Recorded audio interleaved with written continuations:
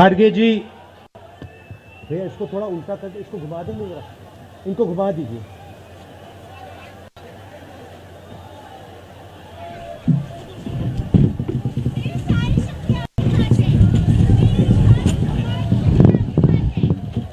खारगे जी,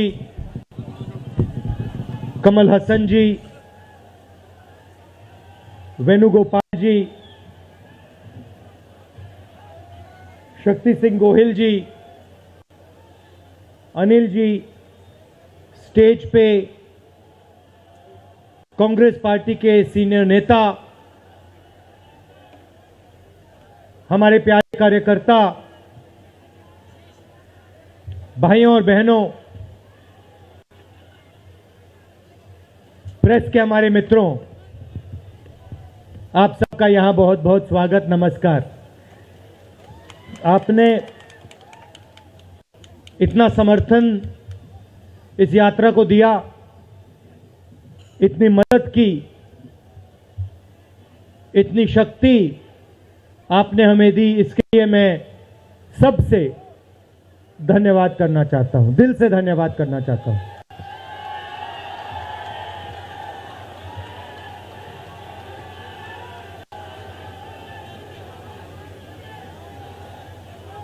इस यात्रा का लक्ष्य भारत को जोड़ने का है।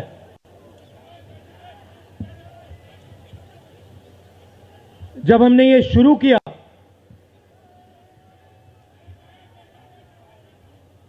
कन्याकुमारी में यात्रा शुरू की, तो मैं सोच रहा था कि नफरत को मिटाने की जरूरत है,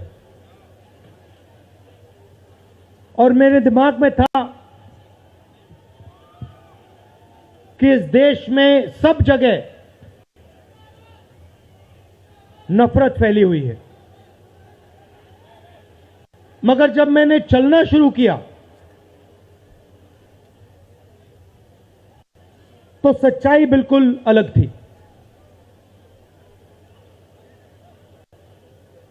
मैंने मीडिया के बारे में कहा, शुरुआत में कहा कि हमारे दोस्त हैं,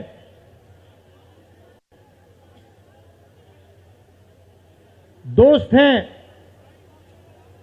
मगर हमारी बात टीवी पे कभी नहीं दिखाते हैं। और वो तो तब भी ठीक है, वो ठीक है, हमारी बात नहीं उठाएं तो ठीक है, कोई प्रॉब्लम नहीं है, मगर ये एक और काम करते हैं, इनकी गलती नहीं है। देखिए, ये जो यहां खड़े हैं, इनसे गुस्सा मत होइए, इनकी गलती नहीं है। देखिए, मुस्कुरा रहे हैं, ये जानते हैं लगाम लगी हुई है, पीछे से लगाम लगी हुई है, मगर इनके जो चैनल हैं ये भी नफरत फैलाने का काम करते हैं। 24 घंटा हिंदू मुस्लिम, हिंदू मुस्लिम, हिंदू मुस्लिम, हिंदू मुस्लिम, हिंदू मुस्लिम। ये सच्चाई नहीं है भाइयों और बहनों। मैं चला हूं कन्याकुमारी से यहां तक, ये सच्चाई नहीं है। ये मीडिया में चलाया जाता है, फैलाया जाता है। ये देश एक है। इन सड़कों पे लाखों लोगों से मिला हूं, सारे के सारे एक दूसरे से मोहब्बत करते हैं, प्यार करते हैं, गले लगते हैं। तो सवाल उठता है, क्योंकि ये नहीं कर रहे हैं, इनके पीछे जो शक्ति है, इनके पीछे जो शक्ति है वो कर रही है। तो सवाल उठता है, ये क्यों हो रहा है? जब सच्चाई यह है कि देश का आम नागरिक, चाहे हिंदू हो, मुस्लिम हो, सिख हो, ईसाई हो, किसी भी जात का हो, वो एक दूसरे से प्यार करता है, मोहब्बत करता है, एक दूसरे की इज्जत करता है। 90% लोग इस देश के एक दूसरे से प्यार करते हैं, मोहब्बत करते हैं, इज्जत करते हैं। देखिए मेरे सामने, ये देखिए, घूम के देखिए, ये जैन मंदिर है, गुरुद्वारा है, मंदिर है, मस्जिद है, ये है हिंदुस्तान। ये सच्चाई है हिंदुस्तान की, और ये नई बात नहीं है, ये हजारों साल से इस देश की सच्चाई है। प्यार से ये देश मिलकर एक साथ रहा है। तो सवाल उठता है, ये जो मीडिया के लोग हैं, ये नहीं, जो इनके पीछे हैं, ये नफरत क्यों फैलाना चाहते हैं? आपने कभी पूछा अपने आप से कि मीडिया 24 घंटा कभी मोहब्बत की बात नहीं करेंगे? कभी आपने देखी है? कभी टीवी पे देखा कि देखो एक हिंदुस्तानी दूसरे हिंदुस्तानी से गले लग गया? कभी देखा? नहीं, कभी नहीं दिखेगा। सही बात है ना? सही बात, कभी नहीं दिखेगा। इसका कारण है भाइयों और बहनों, मैं आपसे पूछना चाहता हूं, आप में से किसी का कभी जेब काटा गया है? आपका जेब काटा गया? आपका जेब काटा गया? तो जब जेब काटा जाता है, आपका काटा गया ना, तो जब कोई आपका जेब काटता है तो वो क्या करता है? सबसे पहले उसे क्या करना पड़ता है? नहीं, ब्लेड तो बाद में आता है, मगर पहले क्या करता है? पहले वो आपके ध्यान को इधर करता है, आपके ध्यान को लेकर उधर ले जाता है। भाइयों और बहनों, ये जो करा जा रहा है, आपके ध्यान को हटाने के लिए किया जा रहा है, और ये 24 घंटा करते हैं और फिर आपकी जेब काटी जाती है।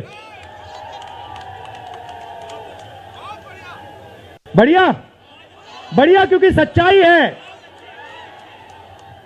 24 घंटा हिंदू मुस्लिम, हिंदू मुस्लिम, हिंदू मुस्लिम, और फिर जो भी आपका पैसा है, किसानों का, मजदूरों का, आपके एयरपोर्ट, आपके पोर्ट, आपकी सड़कें,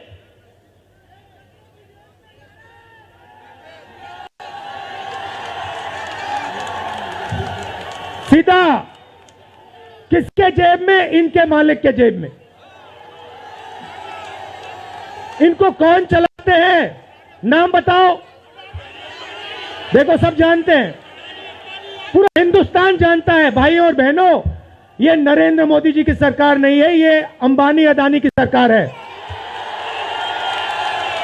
ये सच्चाई है, और ये पूरा लक्ष्य इनका आपके ध्यान को इधर से उधर, उधर से इधर करने का है। मैं 2800 किलोमीटर चला हूं, 2800, मुझे कहीं नफरत नहीं दिखी, कहीं हिंसा नहीं दिखी, कहीं मारपीट नहीं दिखी। मगर जब मैं इनका टेलीविजन खोलता हूं, 24 घंटे मुझे मारपीट, हिंसा, नफरत दिखाई देती है। क्यों? क्योंकि ये आपका ध्यान इधर से उधर ले जाना चाहते हैं। जो सच्चे मुद्दे हैं उस पे आपका ध्यान गलती से ना चला जाए। जैसे जब कोई आपकी जेब काटता है, वो चाहता है कि आपका ध्यान आपके जेब पे गलती से भी ना चला जाए। ये हो रहा है इस देश में। तो आपका ध्यान कहां जाना चाहिए? मैं आपको बताता हूं। सबसे पहले आपका ध्यान जो हिंदुस्तान के युवा हैं उनकी ओर जाना चाहिए। आप किसी भी युवा से पूछ लीजिए, वो आपको बताएगा, मैंने इंजीनियरिंग की, मैं डॉक्टर बनने के लिए पढ़ा, मैंने आईएएस के लिए तैयारी की, मैं जज बनने की कोशिश कर रहा था। पूछो क्या किया? पढ़ाई की, कितने साल की? स्कूल, कॉलेज, यूनिवर्सिटी सब पढ़ लिए, और फिर क्या हुआ? आज क्या करते हो? मजदूरी करता हूं, पकौड़े बनाता हूं।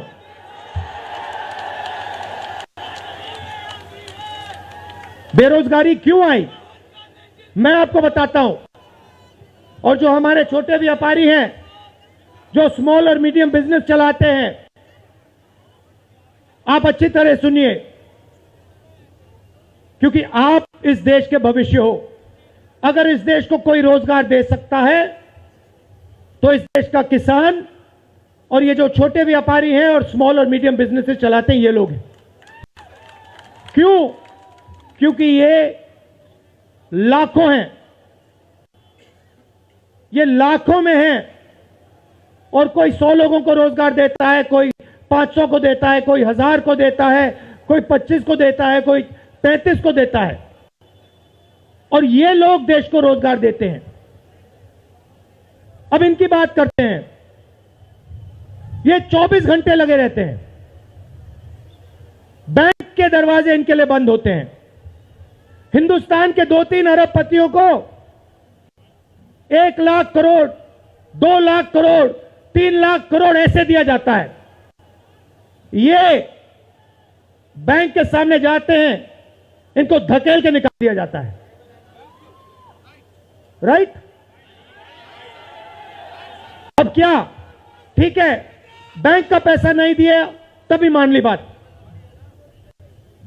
तब भी मान ली बात, मगर फिर क्या किया? फिर प्रधानमंत्री ने नोटबंदी की और प्रधानमंत्री ने गलत जीएसटी लागू की। भाइयों और बहनों, ये पॉलिसी नहीं है, ये हथियार हैं। छोटे व्यापारियों को, स्मॉल और मीडियम बिजनेस वालों को और किसानों को मारने के हथियार हैं ये। और जब इन्होंने ये काम किया तो देश के जो युवा हैं उनको रोजगार नहीं मिल सकता, सवाल नहीं उठता, क्योंकि जो रोजगार देने वाले हैं उनकी रीढ़ की हड्डी आपने तोड़ दी। किसके लिए तोड़ी? किसके लिए तोड़ी? इनके जो मालिक हैं उनके लिए तोड़ी। गेम को समझो। अब देखिए, अब आगे चलते हैं। युवाओं की बात की, स्मॉल और मीडियम बिजनेस वालों की बात की, दुकानदारों की बात की। अब सड़कों पे मुझे हजारों किसान मिले हैं। एक सेकंड में पहचान लेता हूं, जैसे ही हाथ मिलाता हूं समझ आ जाता है ये मजदूर है या ये किसान है। हाथ से पता लग जाता है, छिले हुए हाथ होते हैं। अच्छा, एक और सवाल है जो मैं सोच रहा हूं।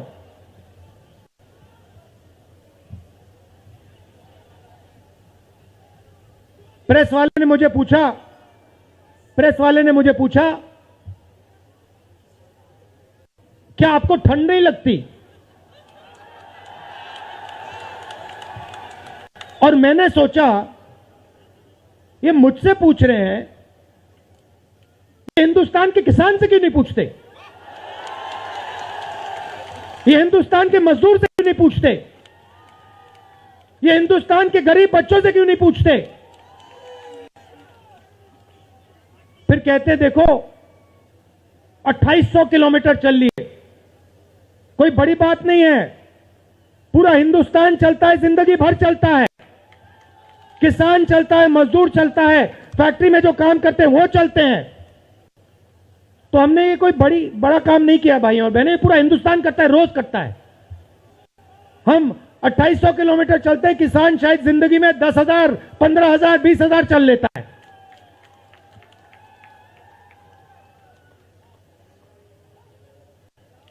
तो मैं चाहता हूं कि ध्यान सही जगह जाए।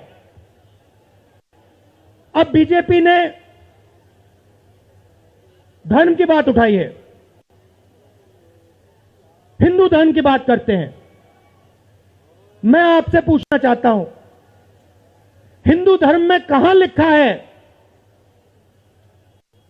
कि गरीबों को, कमजोर लोगों को कुचलना चाहिए? कहां लिखा है? कहां लिखा है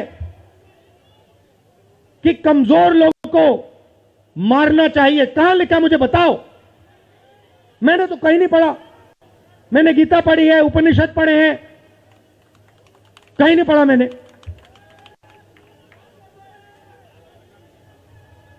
आपने पढ़ा कहीं?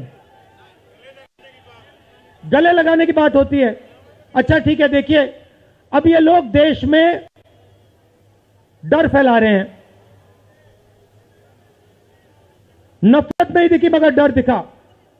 किसके दिल में डर? किसान के दिल में, युवाओं के दिल में, छोटे दुकानदारों के दिल में, स्मॉल और मीडियम बिजनेस जो चलाते हैं उनके दिल में, माताओं बहनों के दिल में। मुझसे कहती है, राहुल जी बीजेपी की सरकार में हम तो सड़क पर, शाम को सड़क पर नहीं निकल सकते। तो डर फैला दिया है। सही सही। अच्छा, आपने शिव जी की फोटो देखी है? उसमें उनका हाथ ऐसे देखा आपने? इसको क्या कहते हैं? इसको क्या कहते हैं? इसको अभय मुद्रा कहते हैं। इसका मतलब क्या होता है? इसका मतलब होता है डरो मत। तो शिव जी कहते हैं डरो मत, हिंदू धर्म कहता है डरो मत, और ये लोग 24 घंटा इस देश में डर फैलाने की कोशिश करते हैं। अच्छा, एक और मजे की बात बताता हूं आपको। मैं सोच रहा था, आपने ये यात्रा देखी होगी, इसमें आपको हिंसा दिखी? कहीं नहीं दिखी? किसी ने किसी को मारा? किसी ने गाली दी? नहीं। आपने इसमें नफरत देखी?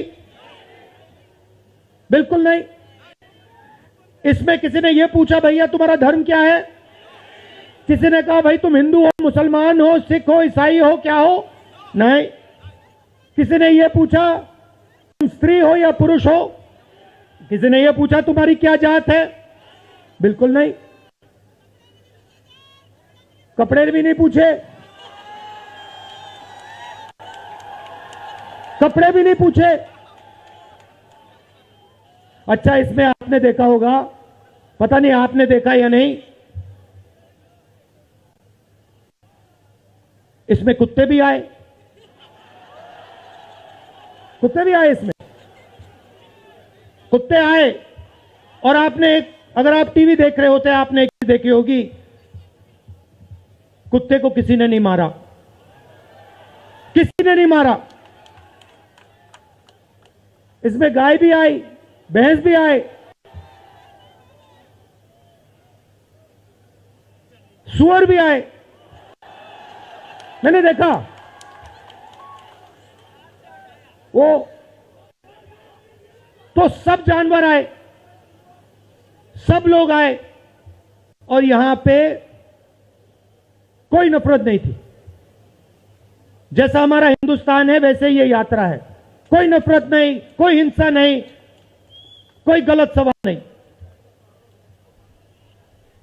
कभी कभी कोई गिर जाता, जैसे हमारे हरियाणा के पीसीसी गिरे, धड़ाम से गिरे, केरला के सब नेता गिर गए,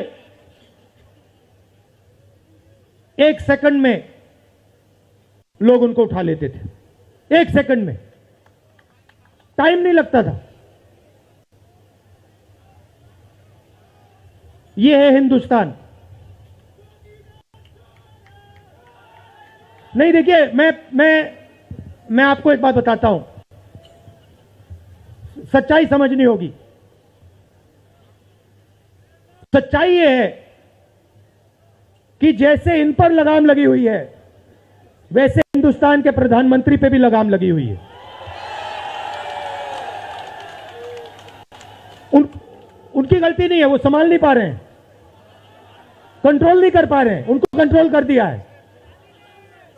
नहीं, मैं सच बोल रहा हूं, मैं सच बोल रहा हूं। क्योंकि आप देखिए, एयरपोर्ट भी उनके, पोर्ट भी उनके, एग्रीकल्चर के स्टोरेज डिपो भी उनके, और क्या उनका, हाँ, लाल किला भी उनका, लाल किला भी उनका, सारे के सारे पब्लिक सेक्टर की कंपनियां उनकी, और क्या उनका, रेलवेज उनकी,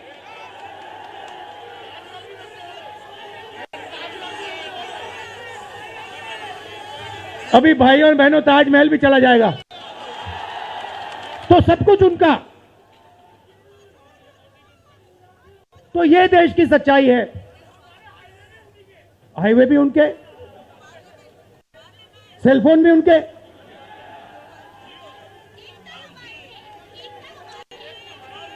मगर सच्चाई हमारी। आप देखिए, मैं आपको बताता हूं, आपको मैं बताता हूं, अपनी कहानी बताता हूं। जब मैं राजनीति में आया, 2004 में आया, हमारी सरकार थी, चुनाव जीते थे, और ये प्रेस वाले 24 घंटा मेरी प्रशंसा करते थे। 24 घंटा, 24 घंटा राहुल गांधी, राहुल गांधी, राहुल गांधी, राहुल गांधी। फिर मैंने क्या किया, मैं चला गया भट्टा परसोल। नहीं सुनो, आपको समझना है ये है क्या। मैं भट्टा परसोल गया और मैंने किसानों का जो जमीन का मामला है उसको छेड़ दिया। और भाई और बहनों, जैसे ही मैंने किसानों का जमीन का मामला छेड़ा, वैसे ही ये मेरे पीछे पड़ गए। उसके बाद जमीन अधिग्रहण बिल, भट्टा परसोल के बाद जमीन अधिग्रहण बिल लाया, कांग्रेस की सरकार लाई। उसके बाद तो पूरा फुल टाइम 24 घंटा मेरे पीछे पड़ गए। प्रधानमंत्री जी ने, बीजेपी ने, मैं आपको सच्चाई के बारे में बताना चाह रहा हूं, प्रधानमंत्री ने, बीजेपी ने हजारों करोड़ रुपए लगा दिए मेरी छवि को खराब करने में। हजारों करोड़ रुपए। और आपने देखा होगा, मैंने एक शब्द नहीं बोला, बिल्कुल चुप, बिल्कुल चुप। मैंने एक शब्द नहीं बोला। मैंने ये नहीं बोला भैया ये गलत बोल रहे हैं, ये ठीक नहीं है ना, मैं बिल्कुल चुप, चुप। क्योंकि मैंने कहा चलो देखता हूं कितना दम है, और लगाया। पूरी की पूरी मीडिया लग गई, व्हाट्सएप पे लगाया, फेसबुक पे लगाया, सब जगह 24 घंटा राहुल गांधी के बारे में। कुछ नहीं बोला मैंने, पूरे देश में फैला दिया। और फिर 1 महीने मैंने आपको सच्चाई दिखा दी, और पूरा पूरा खत्म। देखो सच्चाई कैसे काम करती है। सच्चाई को छुपाया नहीं जा सकता है, कहीं ना कहीं से सच्चाई बाहर आ जाती है। और ये यात्रा हिंदुस्तान को जोड़ने की है। क्यों? क्योंकि इस नफरत से, इस डर से हमारे प्यारे देश को नुकसान हो रहा है।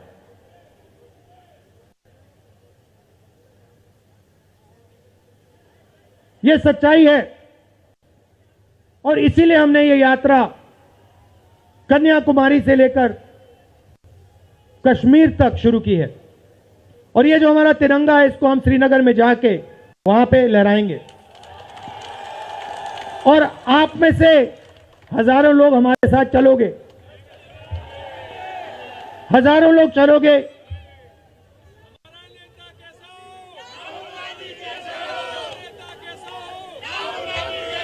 तो भाई और बहनों, देखिए, सच्चा मुकाबला दुनिया में, सच्चा मुकाबला चाइना और हिंदुस्तान के बीच में है। ठीक है, चाइना ने 2000 स्क्वायर किलोमीटर हमारी जमीन ले ली है। प्रधानमंत्री जी कहते हैं कि हमारे बॉर्डर के अंदर कोई नहीं आया। तो भैया प्रधानमंत्री जी, अगर कोई नहीं आया तो हमारी सेना उनकी सेना के साथ 21 बार क्यों बात कर रही है? और हमारे जो सेना के लोग हैं, हमारे डिफेंस फोर्सेस के लोग हैं, वो क्यों कह रहे हैं कि चाइना ने हमारी जमीन ले ली है? मगर देखिए, कंपटीशन आर्थिक है,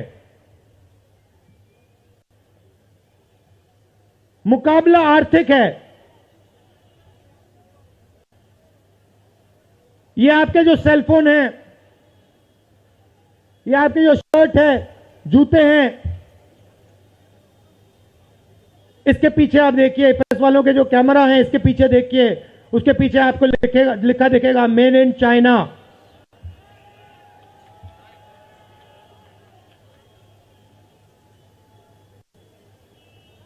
हमें शर्ट के पीछे, सेलफोन के पीछे, जूतों के नीचे मेड इन इंडिया लिखना है।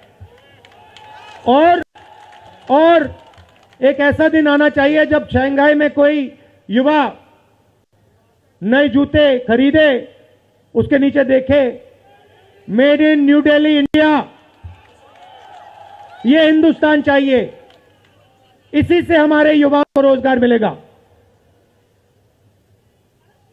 तो ये करना ही पड़ेगा, चॉइस नहीं है। और ये हम करके दिखा देंगे। ये देश कर सकता है, करके दिखा सकता है। आप सबने इतना प्यार दिया,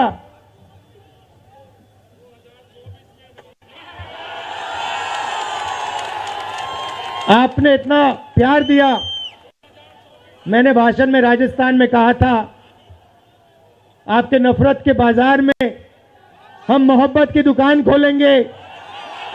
आपने लाखों दुकानें खोल दी हैं। आप सबका दिल से बहुत बहुत धन्यवाद। नमस्कार, जय हिंद।